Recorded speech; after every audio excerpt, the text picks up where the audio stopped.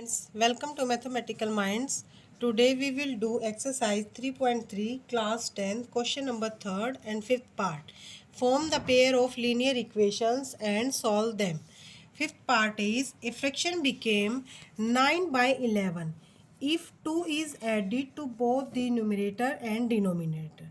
देखो स्टूडेंट, हमें कोई भी फ्रैक्शन गिवन है कि वो 9 बाई 11 हो जाता है अगर हम 2 ऐड कर दें उसके न्यूमरेटर के अंदर भी और डिनोमिनेटर के अंदर भी। ये हमारी फर्स्ट स्टेटमेंट है। And second statement is if 3 is added to both the numerator and denominator. अगर हम 3 ऐड कर दें न्यूमरेटर एंड डिनोमिनेटर के अंदर, इट बिकम्स 5/6। तो हमारा जो फ्रैक्शन है वो 5/6 हो जाता है। तो हमें स्टूडेंट फ्रैक्शन फाइंड आउट करना है। तो जो फर्स्ट स्टेप होगा हमारा सॉल्यूशन के अंदर वो क्या होगा, जो भी हमसे पूछा गया है, इट मीन्स यहाँ पे क्या पूछा गया है, फाइंड द फ्रैक्शन। तो हम जो भी पूछा गया है उसी को मानकर चलते हैं। Okay, let the fraction be suppose करो स्टूडेंट, हमारा जो फ्रैक्शन है वो है x बाय वाई। x हमारा क्या है, न्यूमरेटर है, और y हमारा डिनोमिनेटर है। ओके, तो जो फर्स्ट स्टेटमेंट है अकॉर्डिंग टू गिवन स्टेटमेंट या फर्स्ट स्टेटमेंट या गिवन कंडीशन, तो हमारा क्या हो जाता है, जो फर्स्ट कंडीशन है हमारी इन फर्स्ट केस।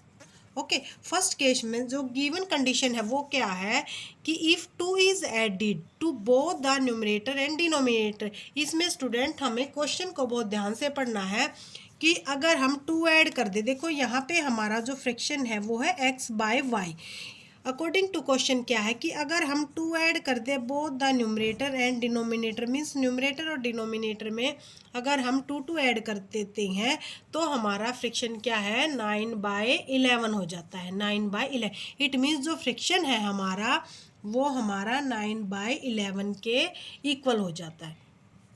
तो यहाँ पर स्टूडेंट हम क्या करेंगे, क्रॉस मल्टीप्लाई करेंगे। ओके, 11 1 जा 11x प्लस 11 2 जा 22 प्लस 9y एंड 9 2 जा 18।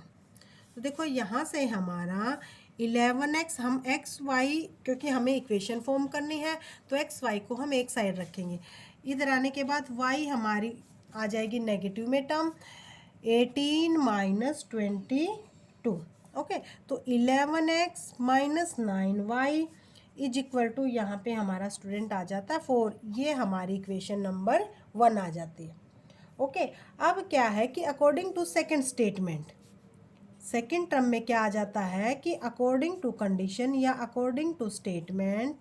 तो अकॉर्डिंग टू कंडीशन के अंदर क्या है हमारा, देखो अलग से मैंने मेंशन किया है इसको कि आपको ये ध्यान भी रहे कि ये हमारा गिवन है।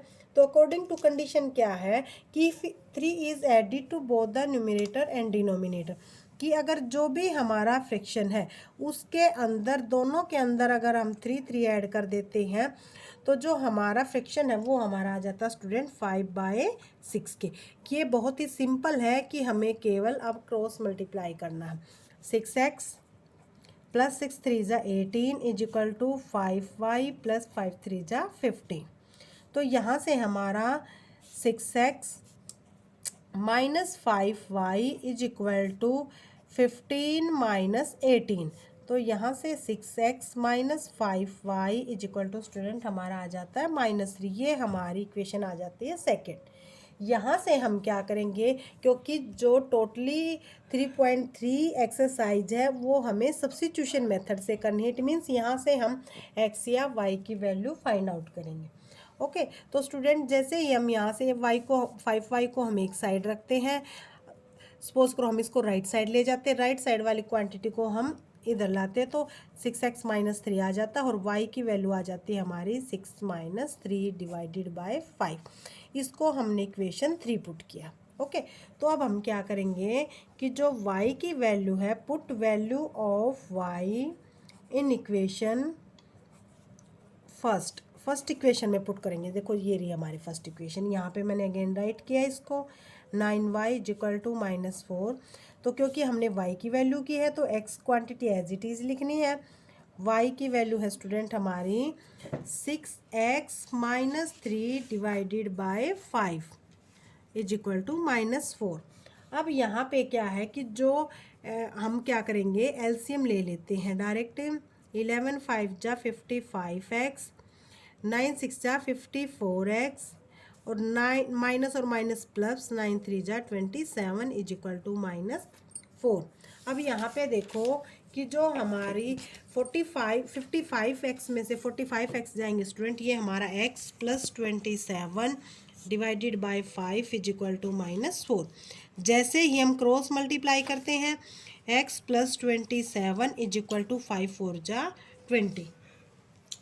ओके, तो यहाँ से हमारी वैल्यू आ जाएगी, यहाँ से हमारी जो वैल्यू है वो आ जाएगी x इज इक्वल टू, तो स्टूडेंट देखो यहाँ से हमने जो x की वैल्यू यहाँ पे हम राइट साइड लेके गए थे तो माइनस था, तो यहाँ पे प्लस, देखो ध्यान से करना, यहाँ पे तो प्लस आएगी। तो जैसे ही हम वैल्यू प्लस पुट करते हैं तो यहाँ पे, क्योंकि प्लस और माइनस की मल्टीप्लिकेशन हमारी माइनस आती है। ओके, तो जैसे यहाँ पे माइनस, ये ध्यान से करना स्टूडेंट। तो यहाँ पे हमारी अगर प्लस आ जाती है तो पूरा इक्वेशन रॉन्ग हो जाएगा। तो -20 प्लस 27, तो x की वैल्यू आ जाएगी हमारी 7। ये जो x की वैल्यू है वो स्टूडेंट हम करेंगे इक्वेशन नंबर 3 में put value of x in third equation. Okay, third equation क्या है, 6x plus 3 divided by 5, it means y की 6 7 जा प्लस 3 डिवाइडेड बाय 5, 6 7 जा 42 प्लस 3 डिवाइडेड बाय 5, तो ये स्टूडेंट आ जाता हमारा 45। तो 45 डिवाइडेड बाय 5 मीन्स 5 9 जा 45। तो स्टूडेंट यहाँ पे y की वैल्यू हमारी 9 है और x की वैल्यू हमारी 7 है। देखो हमें तो फ्रैक्शन फॉर्म करना था, क्योंकि हम लेट करके भी फ्रैक्शन चले हैं। देन फ्रैक्शन विल बी तो हमारा फ्रैक्शन क्या होगा स्टूडेंट, क्योंकि x बाय y है तो x की वैल्यू है हमारी 7 और y की वैल्यू है हमारी 9। तो यहाँ पर आपका क्वेश्चन नंबर 3 का जो 5th पार्ट है स्टूडेंट वो कंप्लीट होता है। नेक्स्ट क्वेश्चन नंबर 3 का 6th पार्ट है स्टूडेंट हमारा, 5 years hence the age of Jacob will be 3 times that of his son। कि जैसा कि क्वेश्चन में गिवन है कि जो 5 year hence, कि जो 5 साल बाद, द एज ऑफ जैकोब, की जो एज है जैकोब की वो हो जाएगी 3 times that of his son, कि उसके सन से उसकी 3 टाइम्स ज़्यादा हो जाएगी। देखो स्टूडेंट, ऑटोमेटिकली फादर की एज है जब वो सन या डॉटर से ज़्यादा होती है, तो यहाँ पे एक ये क्वेश्चन भी आपके माइंड में आ जाना चाहिए कि भी जैकोब की ही ज़्यादा होनी है, क्योंकि उसके सन से तो ऑटोमेटिकली जैकोब की होनी है। और इन्होंने बोला कि जो 5 ईयर्स है उस 5 ईयर के बाद जैकोब की एज उसके जो सन है उसकी एज से 3 टाइम्स ज़्यादा हो जाएगी। 5 ईयर एगो मीन्स पहले, कि 5 साल पहले Jacob age was 7 times that of his son, कि अगर हम 5 साल पहले की काउंट करते हैं तो जैकोब्स की जो एज थी वो उसके सन की एज का 7 टाइम्स थी। What are the present ages, हमें स्टूडेंट उनकी प्रेजेंट एज फाइंड आउट करनी है। तो जैसा कि मैंने फर्स्ट क्वेश्चन में भी बताया कि जो भी हमें फाइंड आउट करना है उसी को हम लेट करके चलते हैं। ओके, तो let the present age of Jacob's, let the present age of, जो भी आपसे पूछा गया है वही आपको सपोज करके चलना है। तो let the present age of Jacob, Jacob की प्रेजेंट हमने एक्स ईयर्स ली है भाई, और जो सन है उसकी हमने वाई ली है। Let the present age of son, son की स्टूडेंट हमने वाई ईयर्स लिए। ओके, अब अकॉर्डिंग टू जो क्वेश्चन है हमारा, according to first statement, according to जो फर्स्ट स्टेटमेंट है वो देखो ध्यान से, वो क्या है कि 5 ईयर हैंस, कि 5 साल बाद, क्योंकि स्टूडेंट अगर हमने 5 ईयर आफ्टर निकालनी, हैंस निकालनी है, इट मीन्स जो प्रेजेंट एज है उसके अंदर क्या हो जाएगा 5 ऐड। तो देखो फादर की एज हो जाएगी 5 साल के बाद x plus y, x plus 5, and that of son is equal to y plus 5। लेकिन हम इनको इक्वल कब पुट करेंगे?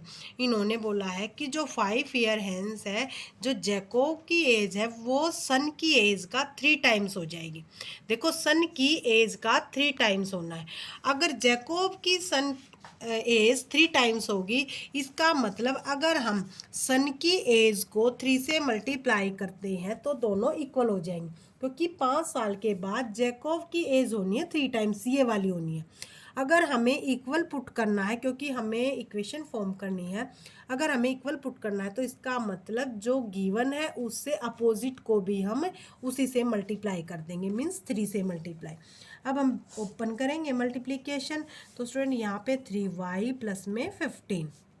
नेक्स्ट जब हम इक्वेशन फॉर्म में करते हैं तो देखो जहाँ से ये हमारा x minus 3y is equal to 15 minus 5, 15 minus 5 means x minus 3y is equal to 10। देखो स्टूडेंट ये हमारी फर्स्ट इक्वेशन आ जाती है।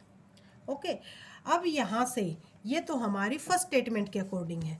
अब देखो अकॉर्डिंग टू सेकंड स्टेटमेंट, क्योंकि हमें 2 स्टेटमेंट गिवन है तो अब हम एक इक्वेशन फॉर्म करेंगे सेकंड स्टेटमेंट से। देखो सेकंड स्टेटमेंट में क्या गिवन है कि 5 ईयर अगो मीन्स 5 साल पहले। स्टूडेंट जो हमने प्रेजेंट एज निकाली है और अब हमें प्रेजेंट एज से बिफोर एज निकालनी है, तो क्या करेंगे प्रेजेंट एज में से जितने साल पहले की एज निकालनी है, मीन्स हमने 5 ईयर अगो की एज निकालनी है, तो दोनों में से 5 को सब्ट्रैक्ट कर देते हैं। और क्या गिवन है हमारा कि 5 year ago Jacob's age was 7 times that of his son, कि जैकोब की एज उसके बेटे से 7 टाइम्स एज थी 5 ईयर एगो। अगर जैकोब की एज उसके बेटे से 5 ईयर एगो 7 टाइम्स थी, का मतलब क्या हुआ कि हमें सन की एज को भी 7 से मल्टीप्लाई कर देंगे तो दोनों की एज इक्वल हो जाएगी। ऐसे ही हम ब्रैकेट ओपन करते हैं, 7y माइनस 35, और स्टूडेंट ये हमारा x minus 7y is equal to minus 35 plus 5। यहाँ से x minus 7y is equal to आ जाता है हमारा माइनस 30। ओके तो ये इक्वेशन स्टूडेंट हमारी हो जाती है सेकंड। अब हमें वही सब्स्टिट्यूशन मेथड यूज़ करना है, तो यहाँ से क्या करते हैं हम x की वैल्यू निकाल लेते हैं। उधर जाने के बाद 7y प्लस का, क्योंकि प्लस की टर्म हम आगे लिख लेते हैं माइनस 30।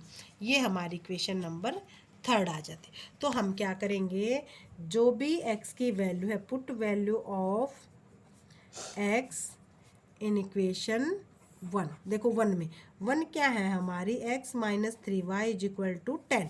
x की वैल्यू है हमारी 7y माइनस 30, क्योंकि अब हमने x की वैल्यू निकाली है तो स्टूडेंट केवल हम x की वैल्यू ही पुट करेंगे।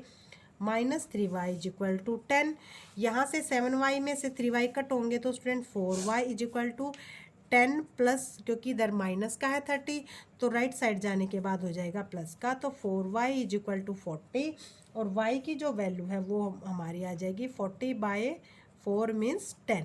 तो y की वैल्यू आ जाती है स्टूडेंट हमारी 10। जैसे ही y की वैल्यू आती है हम इक्वेशन नंबर थर्ड में पुट कर देते हैं। Put value of y in equation third में पुट कर देते हैं। थर्ड है भाई हमारी 7y माइनस 30, केवल हमें y की वैल्यू पुट करनी है। 7 इंटू 10 माइनस 30, तो 70 माइनस 30 क्या हो जाएगा हमारा 40। तो देखो x की वैल्यू हमारी 40 ईयर्स है जो कि एज ऑफ फादर है मीन्स जैकोब है, और y की वैल्यू हमारी 10 है, 10 ईयर्स है जो कि एज ऑफ सन है। तो देखो यहाँ पर हमें दोनों की प्रेजेंट एज फाइंड आउट करनी थी, तो स्टूडेंट हमने यहाँ पर अपनी प्रेजेंट एज जैकब की और सन की दोनों की फाइंड आउट की है।